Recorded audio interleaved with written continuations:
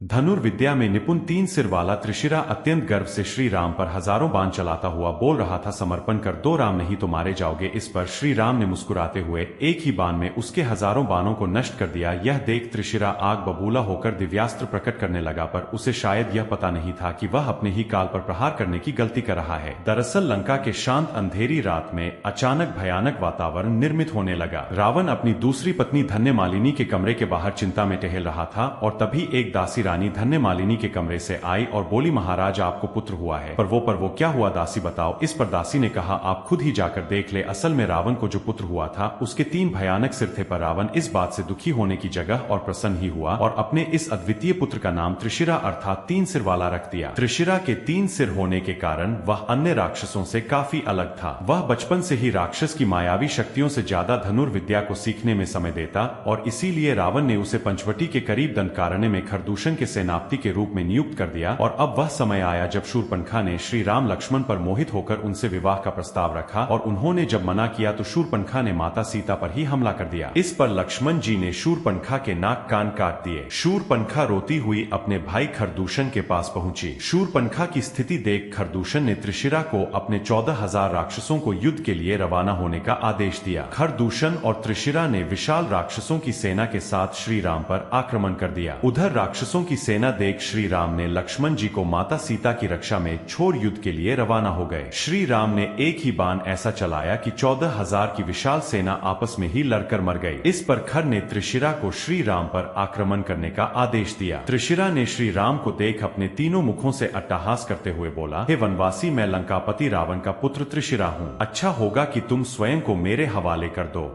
इस पर श्री राम ने मुस्कुराते हुए कहा, राक्षस वीर, तुम्हारी वीरता की मैं प्रशंसा करता हूँ, पर अधर्म का साथ देने वाला हर वीर अंत में विनाश को ही प्राप्त होता है। और तभी उन दोनों के बीच एक भयानक युद्ध आरंभ हो गया। त्रिशिरा ने अपना विशाल धनुष उठाया और श्री राम पर आक्रमण कर दिया। देखते ही देखते हजारों बाण एक साथ श्री राम की ओर चले। ऐसा प्रतीत हो रहा था मानो पूरा आकाश बाणों से ही ढक गया हो। पर श्री राम ने अपने एक ही दिव्य बाण से त्रिशिरा के हजारों बाणों को आकाश में ही नष्ट कर दिया। अपनी इस विफलता से क्रोधित होकर त्रिशिरा ने तीन तीक्ष्ण बाण चलाए जो सीधे श्री राम के मस्तक, कंधे और छाती में जा लगे। यह देख राक्षस सेना में हर्ष की लहर दौड़ गई, पर इससे क्रोधित होकर श्री राम ने कहा, त्रिशिरा, अब तुम मेरा वास्तविक सामर्थ्य देखो। इतना कहते ही श्री राम ने अपना दिव्य धनुष उठाकर एक ऐसा बाण चलाया जो बाण कुछ दूर जाकर रुका और तीन बाण में बदल गया और अगले ही पल त्रिशिरा के तीनों सिरों को श्री राम के तीन बाण ने काट दिया। इस प्रकार रावण का पराक्रमी पुत्र त्रिशिरा श्री राम के हाथों वीरगति को प्राप्त हुआ। और इस वीडियो में देखिए कि जब लंका के भयानक युद्ध में दुर्मुख तथा कालदंश त्रक ने एक साथ ही अंगद जी पर हमला कर दिया तो हनुमान जी ने क्रोधित होकर ऐसा क्या किया कि दुर्मुख डरकर भागने लगा। स्क्रीन पर दिख रहे वीडियो पर अभी क्लिक करें और पूरी कहानी